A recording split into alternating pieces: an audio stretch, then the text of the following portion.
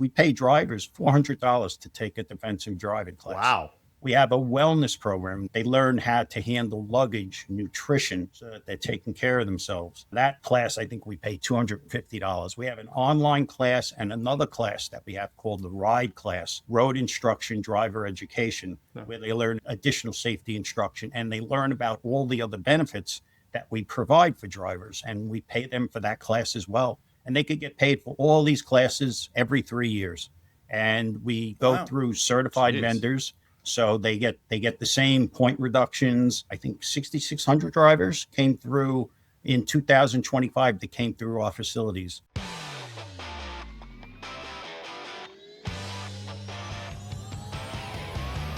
You're listening to the Ground Transportation Podcast with Ken Lucci of Driving Transactions and James Blaine of PAX Training. Learn how you can build a thriving transportation business with real profits, repeat clients, and enterprise value.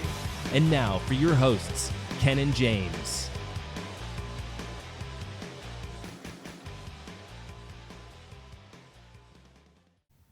Hello, everybody, and welcome to another exciting episode of the Ground Transportation Podcast.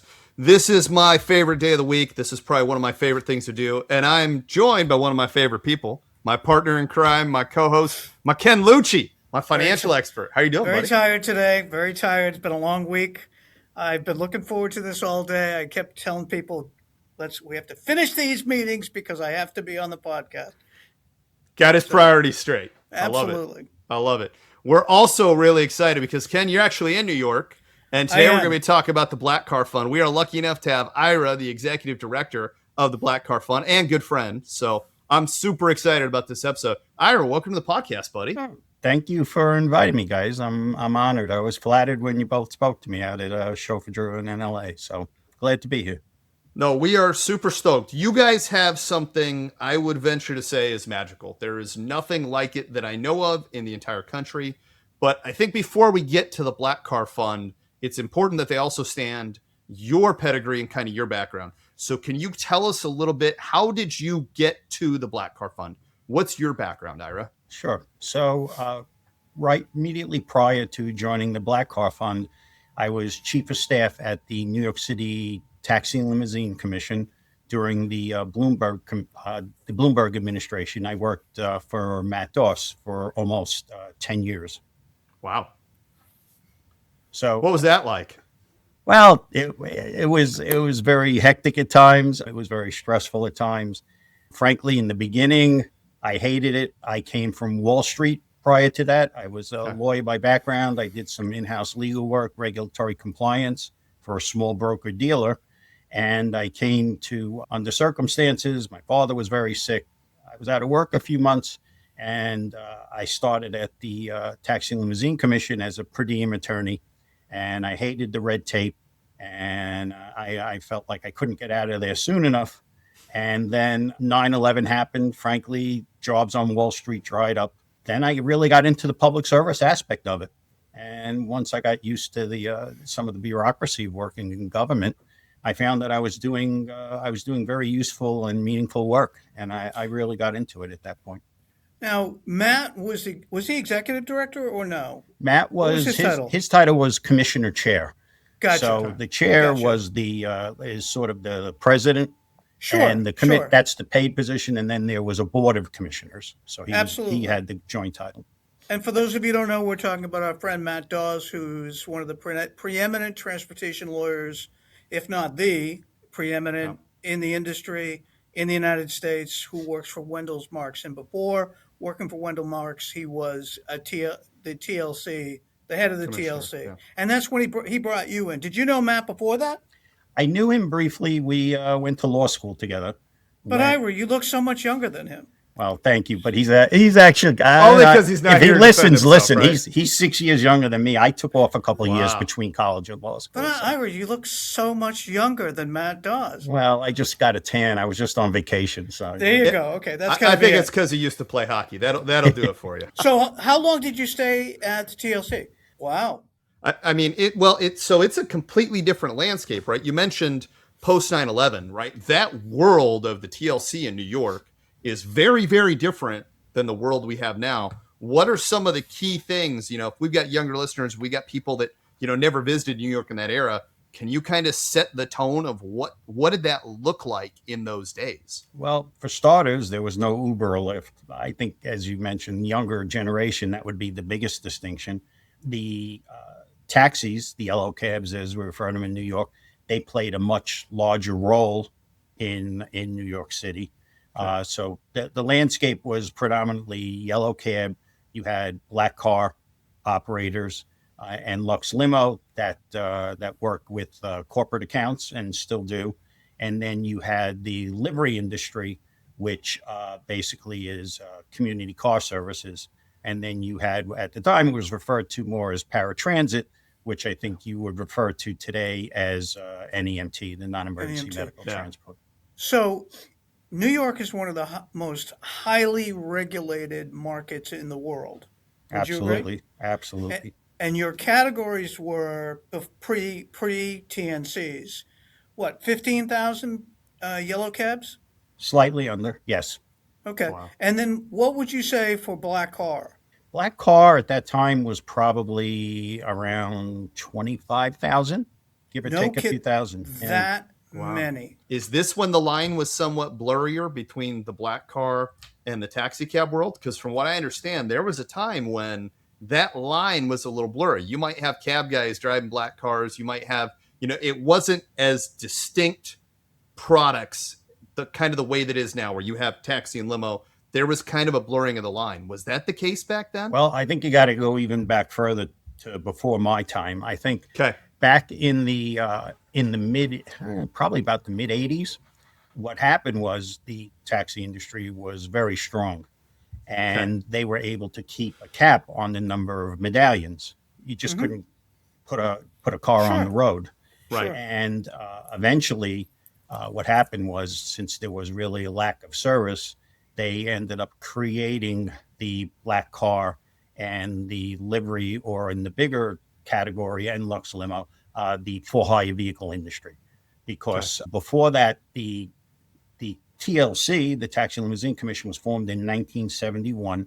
It came out of the New York City Police Department. They referred to as the Hack Division, the Taxi Division. Sure. And in the city charter, they said they were mandated to regulate taxis, but they were given the option of regulating other for-hire vehicles. And then in the mid-'80s, the city council took action, and the TLC was mandated to regulate the for-hire vehicle industry.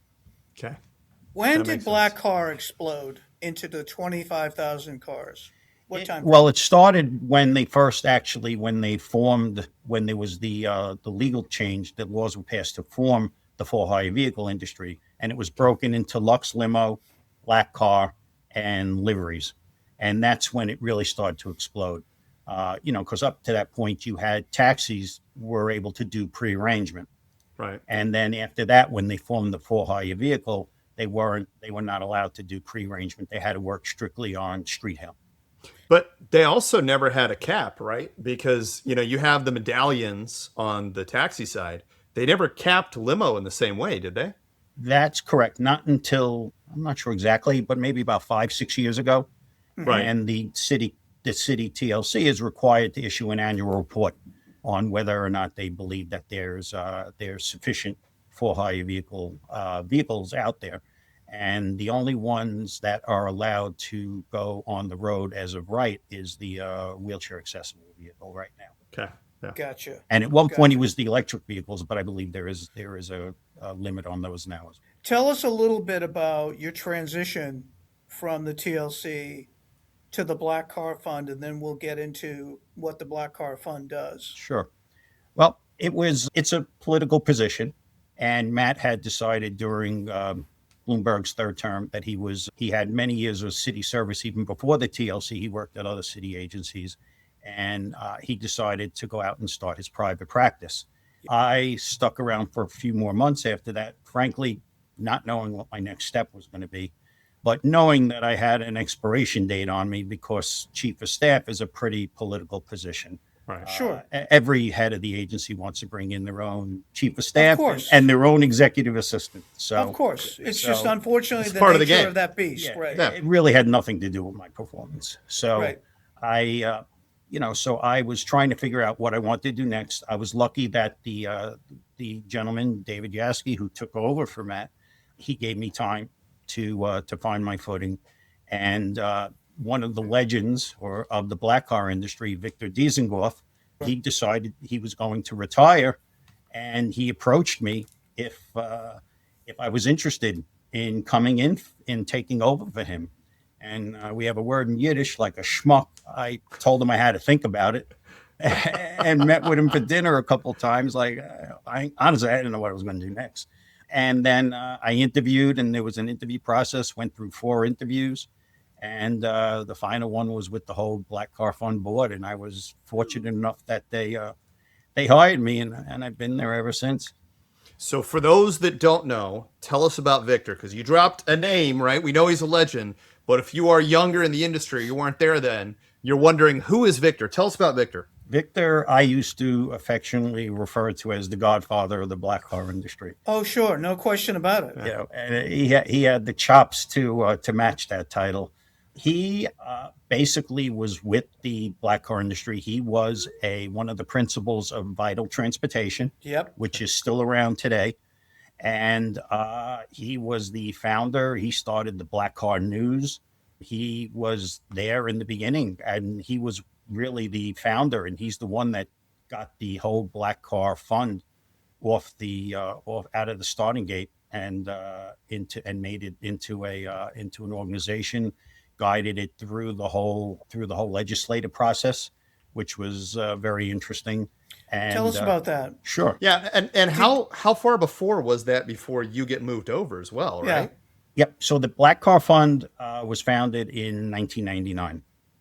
Okay. So it started covering black car bases in 2000, I believe, and it was in response to the fact that the bases were getting some inconsistent decisions from the Department of Labor in terms of the employee status, with the drivers being independent contractors. Right. And it took several years, and Victor did a phenomenal job in terms, and the other founders, I refer to them as the OGs of the black car industry. They should have statues erected to them in New York. They solved the problem. I'll give you other little fun fact, because both of you guys are really knowledgeable about the industry. But the model that the Black Car Fund is based on is loosely based on the horse jockey industry. Really? Right. Yes. Same situation, right? They were all 1099s. Yep. And geez, they would fall off horses and my God. Yeah. And then careers. get trampled. Yeah. Exactly. Yep. They would work for multiple Very owners, dangerous. multiple trainers in the course of a day's races, right? So It was loosely based on that model. And who would you say thought up the Black Car Fund? Well, it was, you had all the originals. You had John Acerno, you had Victor, of course, and John many Senior. others, Diana Clemente. There were a bunch of others as well. But they also, they leaned on, there was a gentleman that was probably one of the leaders in workers' comp, an attorney, and his name was Marty Markowitz. And they had him on board, and they came up with this. And like I said, it was a couple of year process to get the legislation through. I was under a Republican governor that came up with these protections for independent contract. It was under Governor George Pataki. And it was just, I know you both, we've spoken, you have an admiration for the Black Car Fund model. And when I got involved, I just couldn't believe how great it was. Tell us about what it does for the drivers, for those who don't know. Sure. Yeah, and kind of before we jump into that, I would also be curious, is the Black Car Fund, was it proactively created or reactively created? Is this something that it came to a head, the problem had to be solved, or is this one of those times where, hey, we see issues coming, we get ahead of them? Yeah, I think it was a little bit of both. I think it was that there were some, situations where they were concerned about decisions that were coming down about the actual status of the drivers, employee or Department of Labor versus, labor decisions, where they were independent contractors. And I also think there was a recognition by the industry that they wanted to do something proactive for the drivers. And they were able to solve both at the same time. So how does that, now to Ken's part, sorry, Ken, I didn't mean to jump in front of you there, but I wanted to understand the reasoning, because to Ken's point, what problems are they solving and how do they find a solve? Well, it cemented that they were independent contractors, the Okay. drivers. So it pretty much solved that problem. And again, as a unique business model that, as far as I know, it might be a unicorn, that these are independent contractors that have full workers' compensation benefits. And And I'm sure what you'll want to discuss, we go even above and beyond that. So, right. So the Black Car Fund, you're not the actual insurance company. You're the benefits company, correct? And you're well, not a union, right? we're not a union, but we're kind of both, Ken, because we're self-insured. So There you go. Okay. we're independent. We're our own carrier. We do everything in-house. I have, my claims team is 70 people Wow. alone. Wow. Yeah. That You know, big? we pay out all our own claims. All we do is Wow. we carry the minimum amount of excess insurance that we're required under state law. So we have an excess insurance policy. Right. And Like reinsurance yes, for vehicles. same, yes. Same thing. Pretty interchangeable. Yeah. We do virtually, I mean, we have a lot of vendors to administer the program, but we do everything in-house. But is that all aspects of insurance from because you've got a lot of different types of insurance that come into play? What are the verticals that you guys are tackling as they relate to the drivers? Sure. So we have the workers' comp, Right. and we have over the years gone beyond that. So Okay. we have the workers' comp. We have we pay drivers to take a defensive driving class. We just last month we pay drivers $400 to take a defensive driving class. Wow. We have a wellness program that we pay them that they learn how to handle luggage, nutrition, so that they're taking care of themselves. That class, I think we pay $250. We have an online class and another class that we have called the Ride class, Road Instruction Driver Education, where they learn additional safety instruction, and they learn about all the other benefits that we provide for drivers, and we pay them for that class as well. And they could get paid for all these classes every 3 years. And we go Wow. through certified Jeez. vendors, so they get the same point reductions and everything else that you're familiar with that are pretty commonplace. Right. So, and I think we had I think 6,600 drivers came through in 2025 that came through our facilities that we partner with. So it's 6,500 drivers in your base in your membership, so to speak. No. Our membership that we gotta be cover is well over 100,000. Yeah. Wow. The 6,600 number, Ken, is just who we paid to take a defensive Who you driving tr- class. Exactly. Right. So tell me something. What's the breakdown of the 100,000? In terms of, New York, as you know, it's very highly regulated. So Uber and Lyft are referred to as high volume for hire vehicle drivers in New York City. Sure. Outside of New York City, New York State, they're referred to as the TNCs, Transportation Network Right. Companies. Gotcha. So they're, in terms of the drivers that we cover, that's an overwhelming majority. But what's interesting is while Uber and Lyft are the overwhelming majority of the revenue and the drivers, it's not the drivers that are the actual members of the Black Car Fund. It's the bases. And we Gotcha. have over 650 base members in New York State. So explain explain what a base explain is what a for- base is. Yeah. For those Sure. guys out in Kansas City that don't have to have any base license. Yeah, So- I got to tell you, I think it's more than just Kansas City there, buddy. So a base is basically the dispatch facility. So there's a state license called the CDF Central Dispatch Facility that all of our members must have. Okay, in New York City, to have a base, a for-hire vehicle base, you have to have at least 10 vehicles that are affiliated with that base. There's no such requirement outside of New York City. The regulatory landscape outside of New York City is not as significant as it is To say in the New York least. City. Well, and that brings up a really good point because we should clarify, right? Because we keep hearing New York. Is the Black Car Fund a New York State program or a New York City program? We've always been, great question. I mean, we've always been New York State.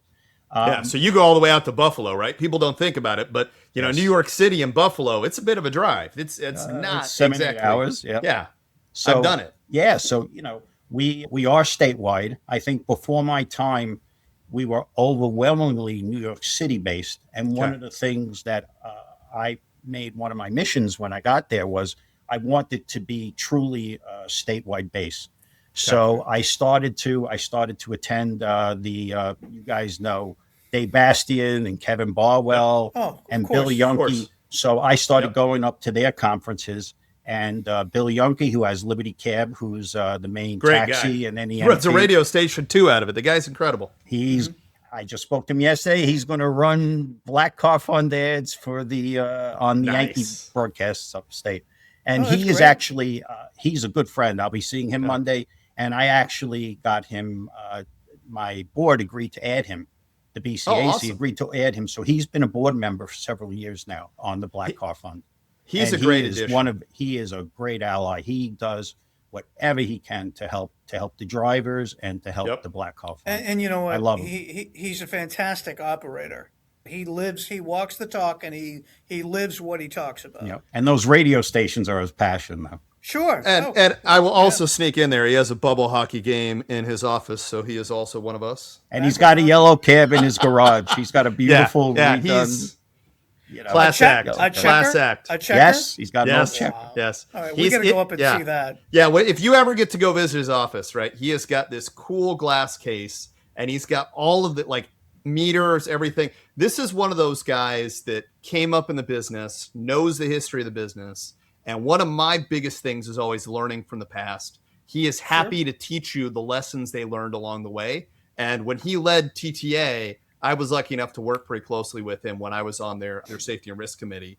And I got to tell you, he's one of my favorite people. It's awesome to hear you've got him on the board.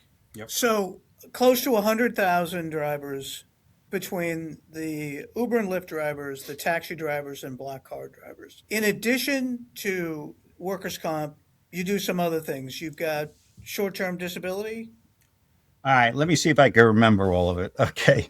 Just go through the big ones. Yeah, get the menu out. We have a non-work accident disability. We have a critical illness policy. Yeah. We just added last month a hospital indemnity policy where if drivers, besides all these other what referred to as voluntary benefits in the industry, they also get paid when they're in the hospital per day. We just added Lifeline screening, which does the heart, stroke, and optional colorectal cancer screening. Right. So we added that program. They could get that when they are in your neighborhood. Like I said, we have those other classes we pay for. The drivers have a better dental plan than I do. Okay. Wow. They get a $2,000 annual benefit. We have a vision plan. We also have a vision van, which goes to areas that the drivers frequent. So it's out at the airports a lot. We have formed partnerships with Memorial Sloan Kettering Cancer Center, and they come to we have a whole separate facility. We have a driver education center. We got another close to 8,000 square foot facility with three classrooms, and they will come down almost weekly. And when we do driver resource fairs, and they provide free screening for the drivers. And we also just recently started a partnership with Mount Sinai Hospital, and they have a prostate screening van, and they will bring the van down, and we give them one of the classrooms, and they'll do blood tests, and they'll screen the drivers for that as well. So we're always on the lookout of whoever we can partner. We have a mental wellness program that we do with the Independent Drivers Guild. They administer that for us. That was in response to some years ago. It was tragic. It was mostly based on financial issues, but there was about 7 or 8 drivers in all the TLC industries that committed suicide. So in response, we partnered with IDG, and we started this a mental wellness program that also provides financial advice. To now, the drivers. IDG is who are members of IDG? IDG, their members are pretty much Uber and Lyft drivers statewide, Gotcha. Mostly New York City, but they do cover them statewide. Well, Independent Drivers Guild, not to be confused with the union. Correct. They are affiliated with the Machinist Union. So and I have a Machinist Union member, another great board member I have, Norman Shreve, who's a Machinist Union. He's high up there, and also he's also Buffalo based. Now, So if I'm a New York base, do I have to be a member? yes, it's so how it works. What the legislation says is that if you do 90% or more of your business on a In New York. non-cash basis and you own less than half your vehicles, then you must be a member of the Black Car Fund. Interesting. Yeah. So, So- but where does this leave like your true independent operator, right? Because you're talking about the bases. If you have someone that's a true independent operator, how do they participate? Well, you don't have too much of that in New Okay. York. And there's that 10 vehicle affiliation requirement in the city. Right. But you can be smaller outside of the city. So you just apply for your central dispatch facility license with the New York Secretary of State, who has oversight of us. And then you could be a member of the fund. But there's not many of those. Very, very few. Gotcha. Why isn't this in every single state? Or at Well- least the top 10 markets? So let's set the stage. New York and New Jersey is about 45% Of the of market. of the market. Is it really? It's that big? It is. Wow. It's that big. And then you've got Los Angeles is the next biggest. Yeah. Why isn't this? Well, Because most of these guys have no benefits. right. Well, Why and you is- got your Bostons, your Miami, there's plenty of other large enough markets. Yeah, I think there's a few No question. reasons. When I first came to the Black Car Fund, I thought I was gonna, I wanted to take this everywhere, and Yeah. I started speaking engagements wherever I could, transportation lawyers, the different, different associations that you gentlemen are familiar with, Sure. and while everyone tells me how great the model is, I'm involved with the workers' compensation regulators, and Right. everybody says it's such a great model, but there's never been the wherewithal. There's never been anyone that has the interest. I was ready and willing to help spread the word and help people set it up. And I think part of it is there needs to be a mandate. Okay, for starters, there has to be whether it's state or citywide, there has to be a mandate, because otherwise it's almost a quasi taxing authority, because we have currently a 2.5% surcharge that gets put on every ride. Oh, and takes that's the place. funding. And that's See, how that's we the get beauty. the funding. Yeah. Right. But that's the beauty. The driver doesn't pay. Right. Well, and programs like that exist. So I know that I believe it's in the state of Massachusetts, 10 cents from every rideshare trip gets put into a fund, and that goes towards, traditional services. However, Or paid from family what- leave sometimes, different things like that. Yeah. I will say, though, I know for a fact that one, there is no wing of that, right? So as far as I know, they've ever paid out of that once. I don't know the story of where the funds went, but that's only ever paid out one time. So But this this is is completely different, where you are actively working with them This is on a regular ongoing. basis. This is ongoing Yeah, benefits. this is incredible. We average 5,000 workers' comp claims. We open up 5,000 files a year. And actually, so far this year, we're on a record pace to go even higher. But out of 100,000 plus members, drivers, and the fact that most of these guys are working lots of hours, Right. that's not that bad. No, it's interesting you say that, because in New York, specifically, I know New York City, for-hire vehicle drivers are actually much safer than your average driver, like you or I. They're Right. putting more miles on the road, like you said, but they're careful. They're professionals. So they really, when you look at like accidents per 100,000 miles or something, they're lower. Yeah. Taxis aren't quite as good, but they're up there as well.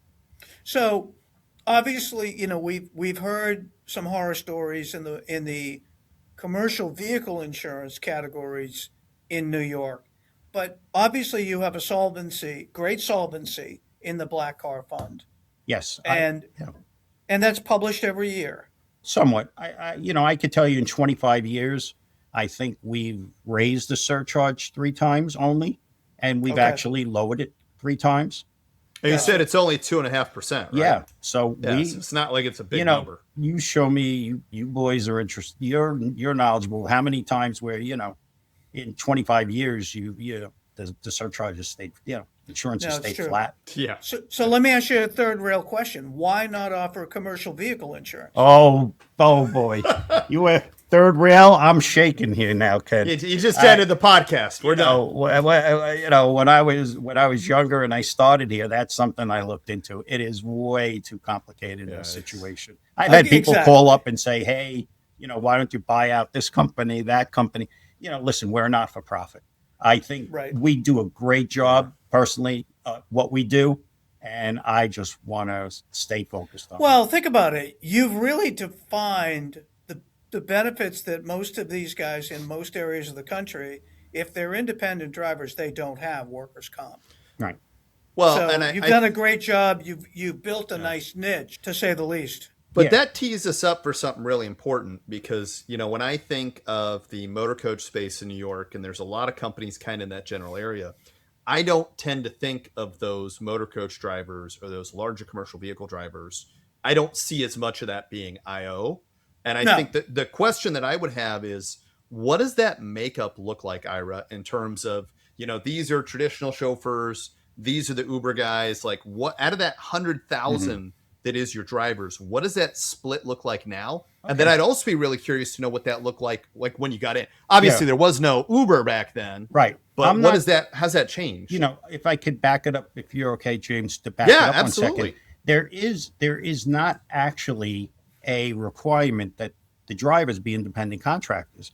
For instance, David Seelinger and Empire, they're a member of the Black Car Fund. Biggest network, biggest chauffeur network. Yeah, some of Rob Alexander's companies are members of the Black Car Fund as well. So they love it because we provide these rich additional benefits, and it's a surcharge that they can pass along to a.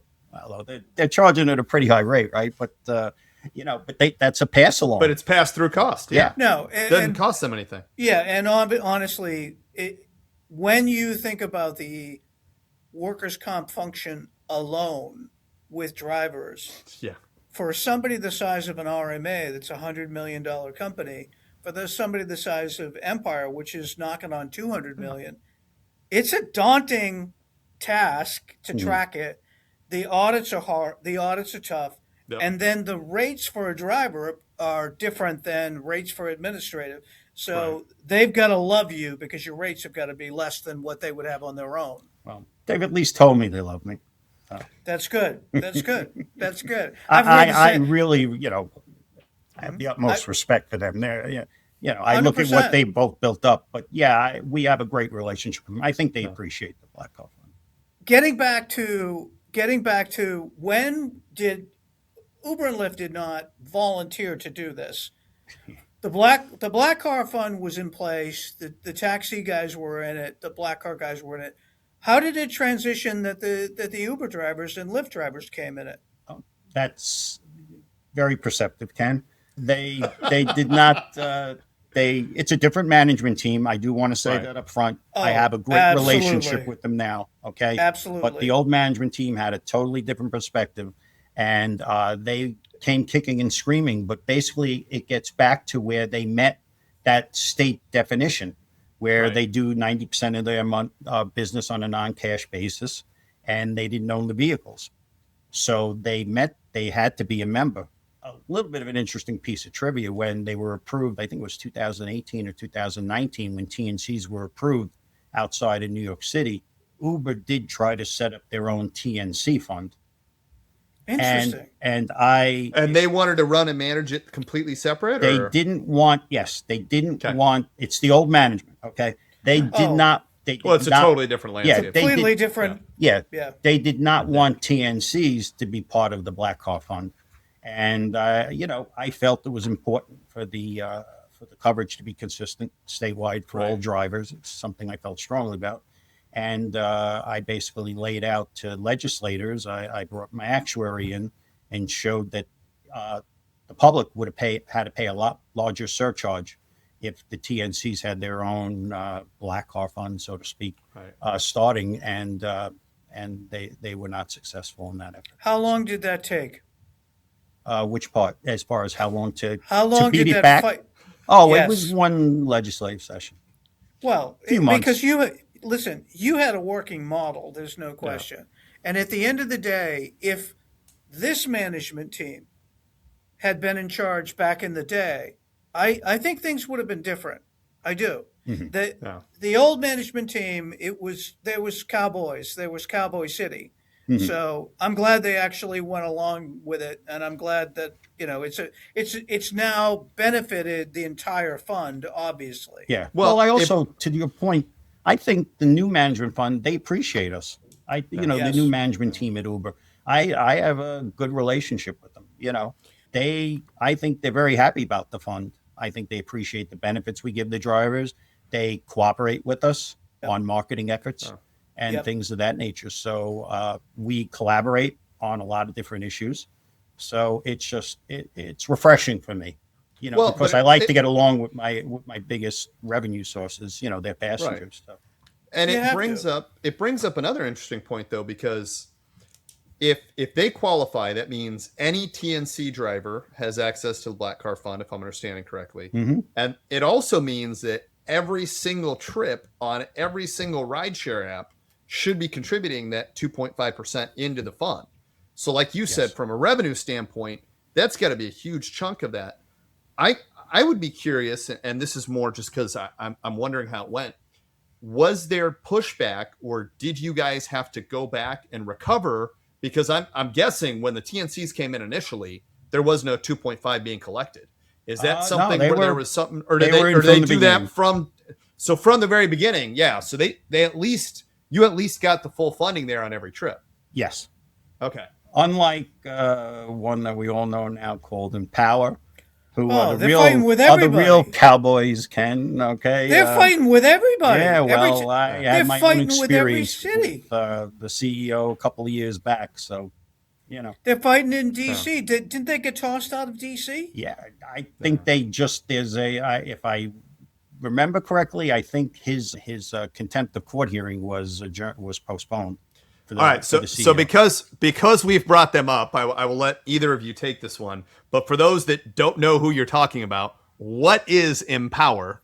Empower is, in my opinion, is a for-hire vehicle base that is unlicensed, that does not collect sales tax, does not collect congestion pricing fees in New York, does not collect the Black Car Fund surcharge, and to this point have refused to actually be legitimate and licensed in any jurisdiction that I'm aware of where they operate. So are they operating more like an app with a TNC? Are they operating a traditional model? What do they look like? They do a subscription-based model Yes, for the they drivers. charge the drivers and their description. And James, I've emailed this guy a half a dozen times. Okay. And listen, I'll just say it flat out. I mean, we don't do anything with Uber. We've been offered and we don't, but we still can pick up the phone and call people in every company. Right. They won't return our call, meaning my call. They won't talk to anybody. Interesting. When Where are we they started- based out of, Ken? Virginia? Yeah. Yeah, Virginia, So- Maryland, yeah, that area. So when we started this podcast, remember we had a couple of outlier tech Oh companies yeah. out. Yeah. We And I had the really- Russian group. We had all kinds. Yeah. Right. I really wanted these guys to come on and explain their subscription model because they marketed themselves in the beginning as being pro driver. We're going to treat you right. And now if you look on Facebook, it is almost opposite. They're fighting with everybody. They're fighting with DC. They're fighting with their drivers. They've gone way up on their subscriptions. It gets me because they're taking they're taking a page out of the original Uber playbook, and they don't have the money to do it though. Yeah, no, Dave, I brought it to regulators' attention at the end of last year. Frankly, when I try to engage with drivers when I take trips, and a driver told me he thought they were legitimate, and I told him that you're not going to have workers' compensation coverage. God forbid you get in an accident. Yeah. You're done. And then at Thanksgiving dinner, when my nephew and niece asked me about them and thought they were licensed and legitimate, that's when I started to take action. So, Well, you had to because Wow. everybody's paying sales tax. I have an operator that, God forbid, was a little bit behind on their sales tax, and the New York State sales tax, you can't negotiate with them. They want their money. mhm.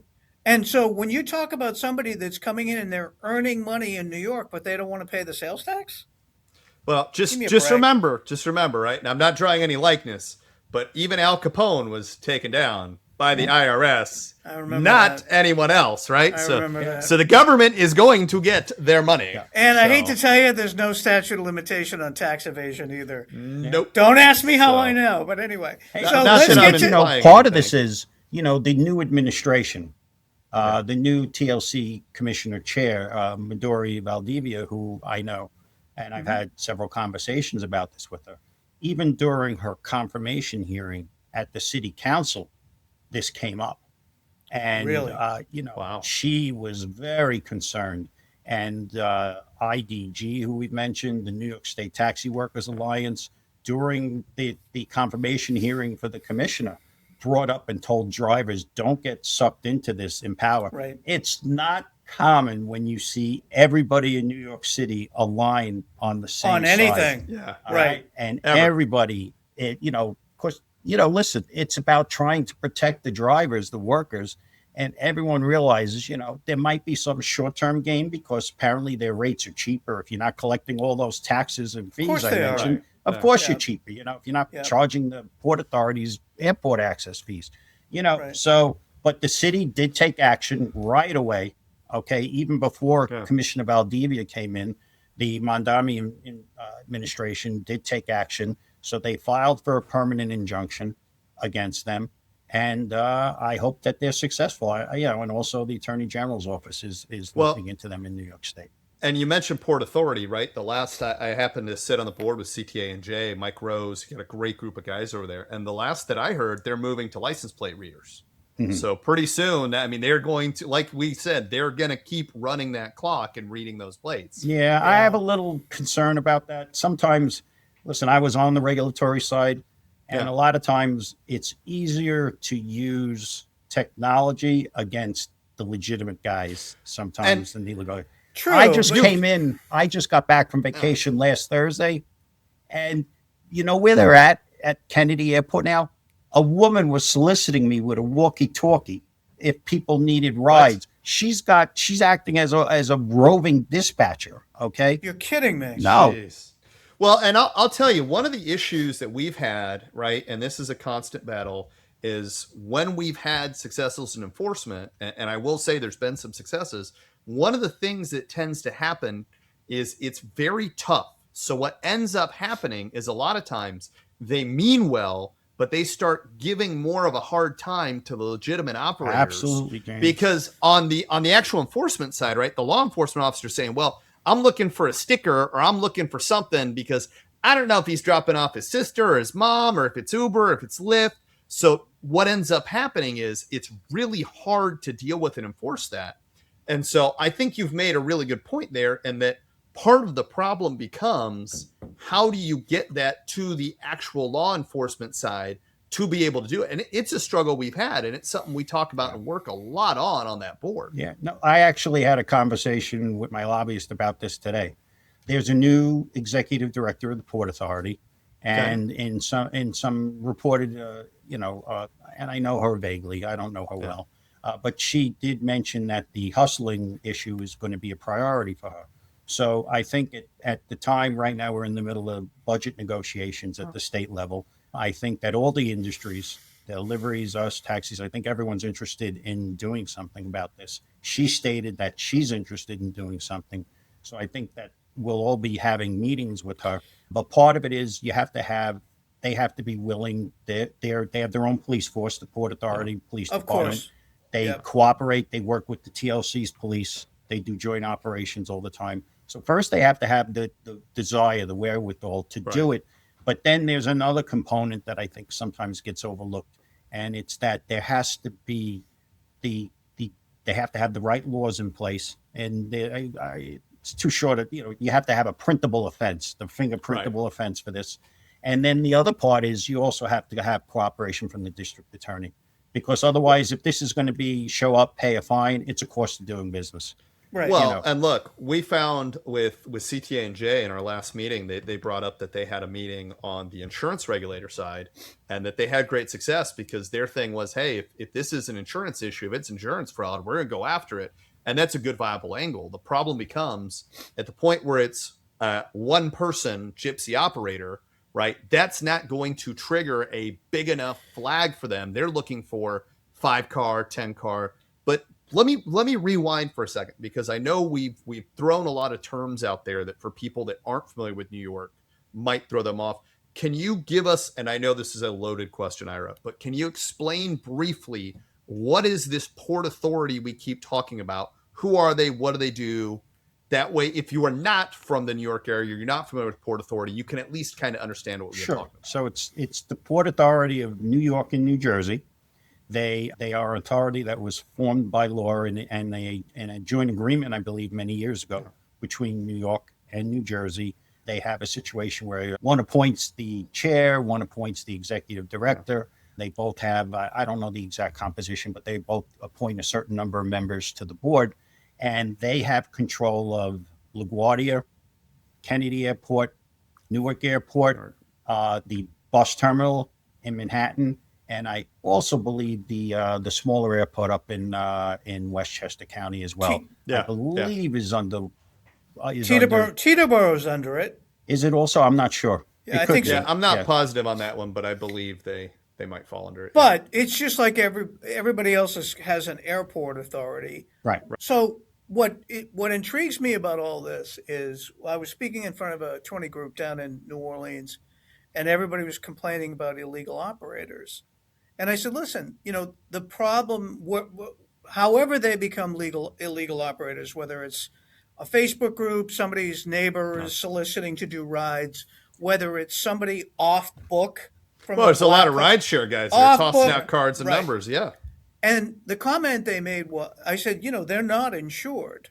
They're not insured for commercial use. It's going to become a problem where the insurance company, if there is a reported accident, they're going to say, we're not covering that. And the comment was made, well, they don't care. I said, I don't agree. I don't think they know. I think that we need to make sure that every news outlet knows the difference. That if you're on app with one of the legitimate app companies, you're covered with insurance. Right. But if you call that driver or your neighbor uses his private car, they're not covered under commercial livery at all. Well, I think TNCs have made that more confusing, right? Because right now, I mean, look, when I was a kid and the internet first came out, we didn't talk to strangers. Now I summon one from the internet to come and get me and take me. I would say, if you took my 21-year-old daughter and you said, hey, here, what's the difference between this and this? She's going to go, I don't know. It's not on an app. Right. They're not going to have any clue. No, you're right. But they've got to be educated because 100%. And even the TNCs want to educate people that it's their best interest. If the driver solicits you to do a private ride, you're not covered. Yeah. Right. And I will tell you, I mentioned before I just got back from vacation last week, Delta actually made an announcement when the plane started to come into land about warning against illegal hustlers. And they even made reference that even if the person trying to solicit you speaks your native language, that doesn't mean that they're licensed and legitimate. So, Isn't that something? So I give Delta credit. I don't know if that was done at the request of the Port Authority. I haven't had time to figure that out, but I give them credit for making that announcement. So okay, now we need to get to some fun subjects, James, and I'm going to talk about hockey. Something. I'm going to talk about something that I'm not supposed to talk about anymore. Oh boy, here we go. Let's party. Autonomous vehicles. Yeah, this is a good. Well, but Ira's in a very unique position with autonomous vehicles. Well, with two autonomous vehicles. Yeah. So I think that's a great tee off for us to talk to him about what autonomous vehicles mean for the Black Car Fund, but also what they mean for the workforce and what they mean for New York, because that's a completely different animal. Look, I hear. So in China.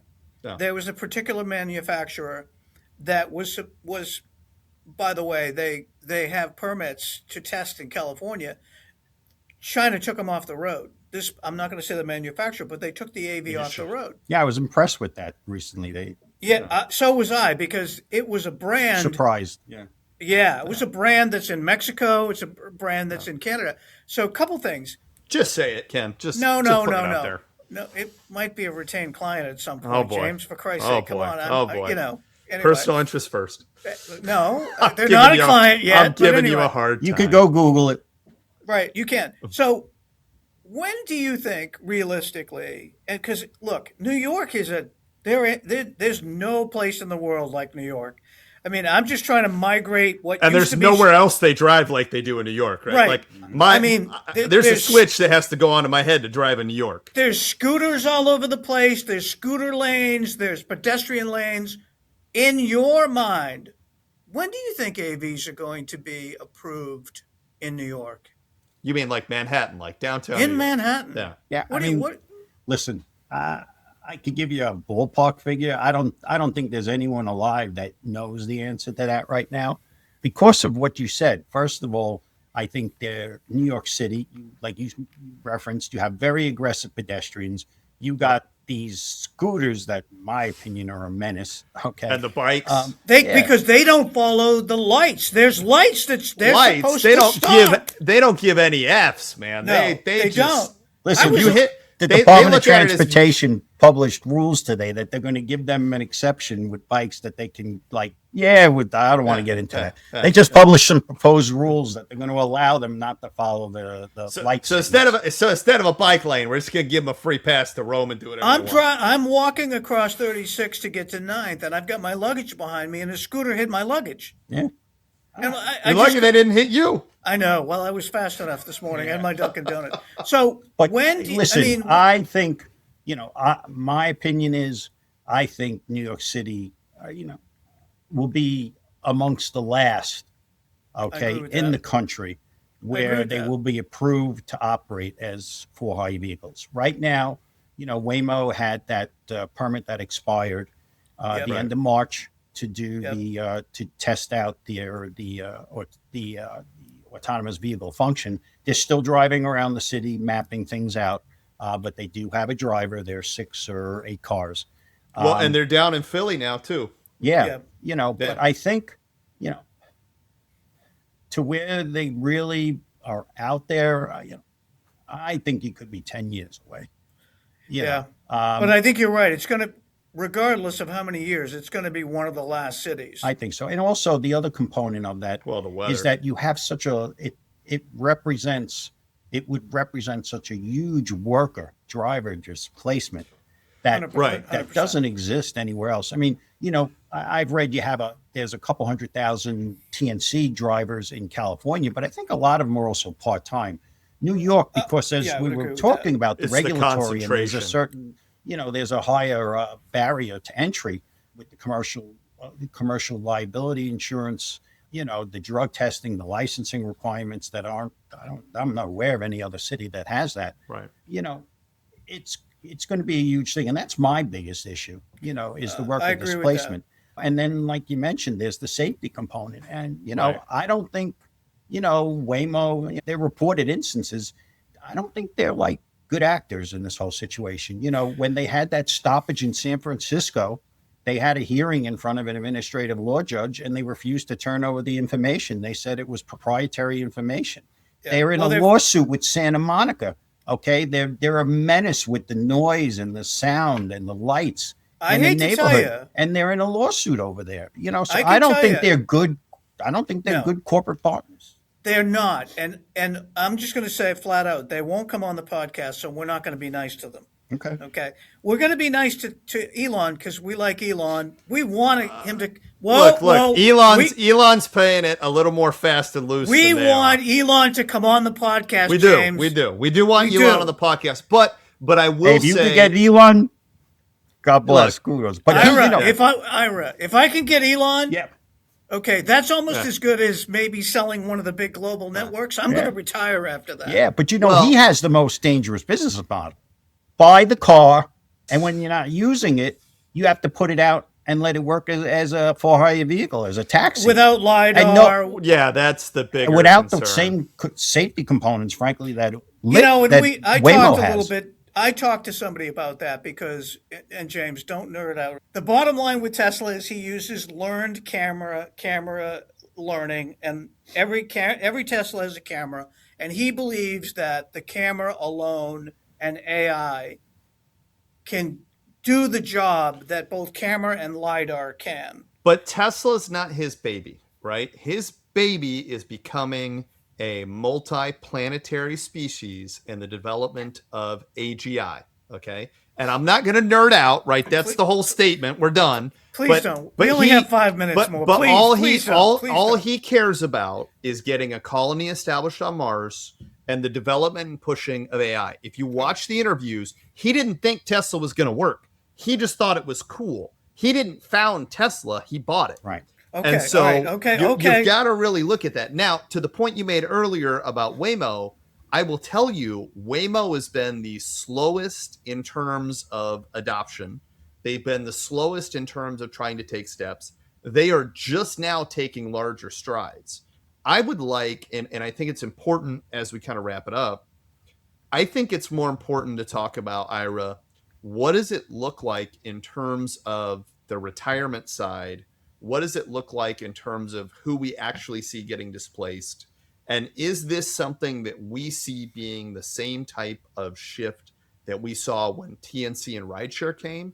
Or how are you guys at the Black Car Fund looking at and talking about this in terms? Yeah, well, I think that's the $64,000 question right now. I don't know if you're old enough for that reference, James. Ken, you're with me, so. Damn, my grandma explained it to me. Okay. No, I'm just kidding. So, so I think James is just a young punk. Yeah, He proves it every Friday. He proves it. So listen, I think that, from our position, we're not only we try not to only look out for the drivers, but for all the bases. I got 650 members. So I think, and I can't tell you I've totally thought this out, but I think it's the licenses themselves that have to have the value. And you either somehow, like, it's the driver who has a vehicle license that has to have a value to it. Okay. So this driver has his vehicle license. You don't go and allow a Waymo or any other AV company to go operate in addition, to existing licenses. Maybe, and I don't hold, but maybe have Waymo has to lease that license from the driver. Okay. And the same thing for bases. Where you don't give them exclusivities, not a monopoly. There'll be more than one AV company. So what is it? Oligopoly. Where you don't allow 2 or 3 companies to control the whole market. What you're saying is they should be going through and have some sort of an economic arrangement with the existing base stations and potentially drivers. Yeah, I think in an ideal world, that's where it has to be at some point. I don't disagree with you. And I from seeing so many livery cars on the road and so many yellow cabs on the road in New York, these drivers also, they fulfill a service for senior citizens, for taking the luggage out, for you that was name my next it. step, Ken. You name it. So it's not a direct replacement, so to speak. Right. But I agree with you. It's going to take some time. But one final thing I want to fit in: the flying helicopter, the flying taxi. Joby. Hey. What do you think about that?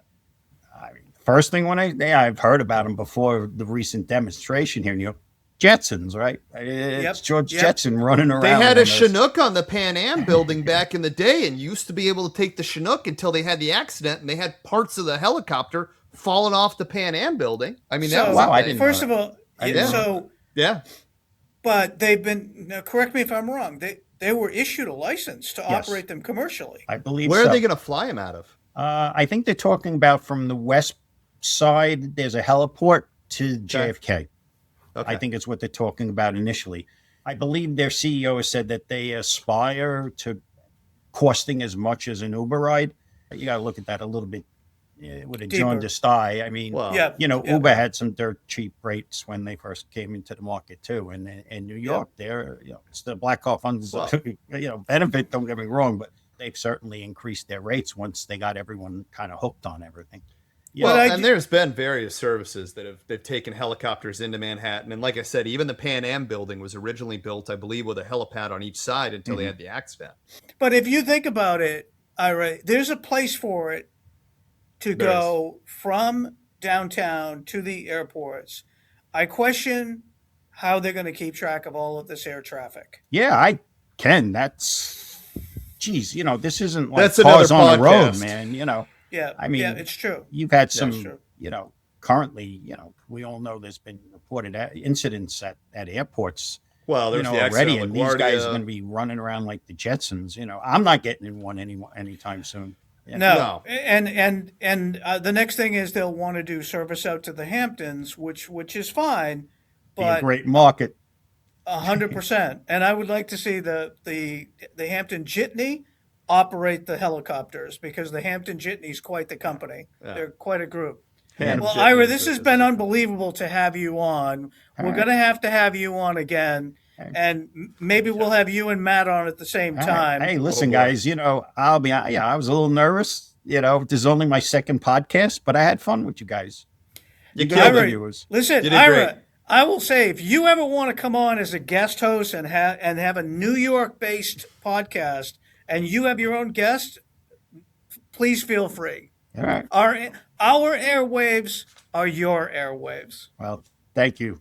You're both gentlemen, and like I said, I'm smiling. I really had a good time. First of all, thank you so much, Ira. I will say, like we started in the beginning, you guys have something that no one else has. And I think we could probably take 2 or 3 more episodes and talk about that, because I genuinely think it could be a model for others.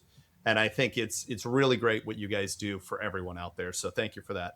For everybody listening, please like, subscribe, watch, and let us know what you think. Drop comments, give us likes, give us some love, and we will see you guys again next week on the If Ground I make it Transportation out of New York City. Thank you for listening to the Ground Transportation Podcast. If you enjoyed this episode, please remember to subscribe to the show on Apple, Spotify, YouTube, or wherever you get your podcasts. For more information about PAX training and to contact James, go to paxtraining.com. And for more information about driving transactions and to contact Ken, go to drivingtransactions.com. We'll see you next time on the Ground Transportation Podcast.